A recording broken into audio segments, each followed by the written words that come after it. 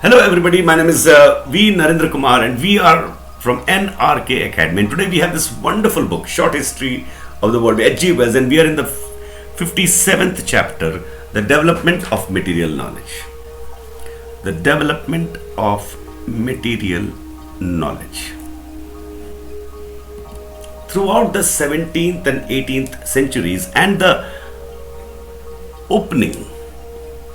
throughout the 17th and 18th centuries and the opening years of the 19th century, while these conflicts of the powers and princes were going on in Europe, and the patchwork of the Treaty of Westphalia 1648 was changing kaleidoscopically into the patchwork of the Treaty of Vienna 1815, and while the sailing ship was spreading European influence throughout the world, a steady growth of knowledge and a general clearing up of men's ideas about the world in which they lived was in progress in the European and Europeanized world.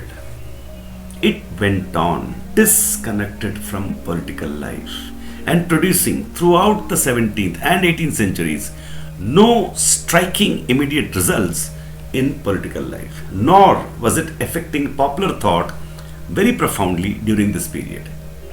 These reactions were to come later and only in their full force in the latter half of the 19th century. It was a process that went on chiefly in a small world of prosperous and independent spirited people. Without what the English call the private gentleman, the scientific process could not have begun in Greece and could not have been renewed in Europe. The universities played a part, but not a leading part, in the philosophical and scientific thought of this period. Endowed learning is apt to be timid and conservative learning, lacking in initiative and resistant to innovation unless it has the spur of contact with independent minds. We have already noted the formation of the Royal Society in 1662 and its work in realizing the dream of Bacon's New Atlantis. Throughout the 18th century, there was much clearing up of general ideas about matter and motion, much mathematical advance, a systematic development of the use of optical glass in microscope and telescope, a renewed energy in classificatory natural history, a great revival of anatomical science, the science of geology, foreshadowed by Aristotle and anticipated by Leonardo da Vinci, 1452 to 1519, began its great task of interpreting the record of the rocks. The progress of physical science reacted upon metallurgy, improved metallurgy, affording the possibility of a larger and bolder handling of masses of metal and other materials, reacted upon practical inventions, machinery on a new scale and a new abundance appeared to revolutionize industry. In 1804, Trevithick adapted the Watt engine to transport and made the first locomotive. In 1825, the first railway between Stockton and Darlington was opened, and Stephenson's rocket with a 13-ton train got up to a speed of 44 miles per hour. From 1830 onward, railways multiplied. By the middle of the century, a network of railways had spread all over Europe. Here was the sudden change in what had long been a fixed condition of human life, the maximum rate of land transport. After the Russian disaster, Napoleon traveled from near Vilna to Paris in 312 hours. This was a journey of about 1400 miles. He was traveling with every conceivable advantage and he averaged under 5 miles an hour. An ordinary travel could not have done this distance in twice the time. These were about the same maximum rates of travel as held good between Rome and Gaul in the 1st century AD. Then suddenly came this tremendous change. The railways reduced this journey for any ordinary traveler to less than 48 hours. That is to say, they reduced the chief European distances to about a tenth of what they had been. They made it possible to carry out administrative work in areas 10 times as great as any that had hitherto been workable under one administration. The full significance of that possibility in Europe still remains to be realized. Europe is still netted in boundaries drawn in the horse and road era. In America, the effects were immediate. The United States of America sprawling westward, it meant the possibility of a continuous access to Washington. However far the frontier traveled across the continent, it meant unity, sustained on a scale that would otherwise have been impossible. The steamboat was, if anything, a little ahead of the steam engine in its earlier phases. There was a steamboat, the Charlotte Dundas, on the Firth of Clyde Canal in 1802, and in 1807, an American named Fulton had a steamer, the Clermont, with British-built engines upon the Hudson River above New York. The first steamship to put to sea was also an American, the Phoenix, which went from New York Hoboken to Philadelphia. So too was the first ship using steam. She also had sails to cross the Atlantic, the Savannah, 1819. All these were paddle wheel boats, and paddle wheel boats are not adapted to work in heavy seas. The paddles smash too easily, and the boat is then disabled. The screw steamship followed rather slowly. Many difficulties had to be surmounted before the screw was a practicable thing. Not until the middle of the century did the tonnage of steamships upon the sea begin to overhaul that of sailing ships. After that, the evolution in sea transport was rapid. For the first time, men began to cross the seas and oceans with some certainty as to the date of their arrival. The transatlantic crossing, which had been an uncertain adventure of several weeks, which might stretch to months, was accelerated until in 1910 it was brought down, in the case of the fastest boats, to under 5 days, with a practically notifiable hour of arrival. Concurrently with the development of steam transport upon land and sea, a new and striking addition to the facilities of human intercourse arose out of the investigations of Volta, Galvani, and Faraday into various electrical phenomena. The electric telegraph came into existence in 1835. The first underseas cable was laid in 1851 between France and England. In a few years, the telegraph system had spread over the civilized world, and news which had hitherto traveled slowly from point to point became practically simultaneous throughout the earth. These things, the steam railway and the electric telegraph, were to the popular imagination of the middle 19th century the most striking and revolutionary of inventions, but they were only the most conspicuous and clumsy first fruits of a far more extensive process. Technical knowledge and skill were developing with an extraordinary rapidity and to an extraordinary extent measured by the progress of any previous age, far less conspicuous at first in everyday life, but finally far more important was the extension of man's power over various structural materials. Before the middle of the 18th century, iron was reduced from its ores by means of wood charcoal, was handled in small pieces and hammered and wrought into shape. It was material for a craftsman. Quality and treatment were enormously dependent upon the experience and sagacity of the individual iron worker. The largest masses of iron that could be dealt with under those conditions amounted at most in the 16th century to 2 or 3 tons. There was a very definite upward limit, therefore, to the size of cannon.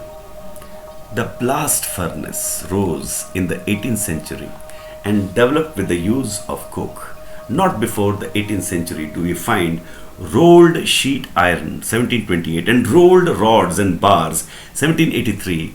Nasmyth's steam hammer came as late as 1838. The ancient world,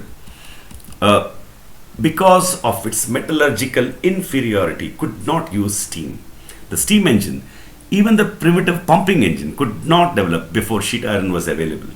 The early engines seemed to the modern eye very pitiful and clumsy bits of ironmongery, but they were the utmost that the metallurgical science of the time could do. As late as 1856 came the Bessemer process, and presently 1864, the open hearth process, in which steel and every sort of iron could be melted, purified and cast in a manner and upon a scale hitherto unheard of. Today in the electric furnace one may see tons of incandescent steel swirling about like boiling milk in saucepan. Steel swirling about like boiling milk in a saucepan. Nothing in the previous practical advances of mankind is comparable in its consequences to the complete mastery over enormous masses of steel and iron and over the texture and quality which man has now achieved. The railways and early engines of all sorts were the mere first triumphs of the new metallurgical methods. Presently came ships of iron and steel, vast bridges, and a new way of building with steel upon a gigantic scale. Men realized too late that they had planned the railways with far too timid a gauge, that they could have organized their traveling with far more steadiness and comfort upon a much bigger scale. Before the 19th century, there were no ships in the world much over 2000 tons burthen. Now there is nothing wonderful about a 50,000-ton liner. There are people who sneer at this kind of progress as being a progress in mere size, but that sort of sneering merely marks the intellectual limitations of those who indulge in it. The great ship or the steel frame building is not, as they imagine, a magnified version of the small ship or building of the past. It is a thing different in kind, more lightly and strongly built, of finer and stronger materials. Instead of being a thing of precedent and rule of thumb, it is a thing of subtle and intricate calculation. In the old house or ship, matter was dominant. The material and its needs had to be slavishly obeyed. In the new, matter had been captured, changed, coerced. Think of the coal and iron and sand dragged out of the banks and pits, wrenched, wrought, molten and cast, to be flung at last a slender glittering pinnacle of steel and glass 600 feet above the crowded city. We have given these particulars of the advance in man's knowledge of the metallurgy of steel and its results by way of illustration. A parallel story could be told of the metallurgy of copper and tin and a multitude of metals, nickel and aluminium, to name but two, unknown before the 19th century dawned. It is in this great and growing mastery over substances, over different sorts of glass, over rocks and plasters and the like, over colors and textures, that the main triumphs of the mechanical revolution have thus far been achieved. Yet we are still in the stage of the first fruits in the matter. We have the power, but we have still to learn how to use our power. Many of the first employments of these gifts of science have been vulgar, tawdry, stupid, or horrible. The artist and the adapter have still hardly begun to work with the endless variety of substances now at their disposal. Parallel with this extension of mechanical possibilities, the new science of electricity grew up. It was only in the 80s of the 19th century that this body of inquiry began to yield results to impress the vulgar mind. Then suddenly came electric light and electric traction and the transmutation of forces, the possibility of sending power that could be changed into mechanical motion or light or heat as one chose along a copper wire, as water is sent along a pipe, began to come through to the ideas of ordinary people. The British and French were at first the leading peoples in this great proliferation of knowledge, but presently the Germans, who had learnt humility under Napoleon, showed such zeal and pertinacity in scientific inquiry as to overhaul these leaders. British science was largely the creation of Englishmen and Scotchmen, working outside the ordinary centers of erudition. The universities of Britain were at this time in a state of educational retrogression, largely given over to a pedantic conning of the Latin and Greek classics. French education too was dominated by the classical tradition of the Jesuit schools, and consequently it was not difficult for the Germans to organize a body of investigators, small indeed in relation to the possibilities of the case, but large in proportion to the little band of British and French inventors and experimentalists.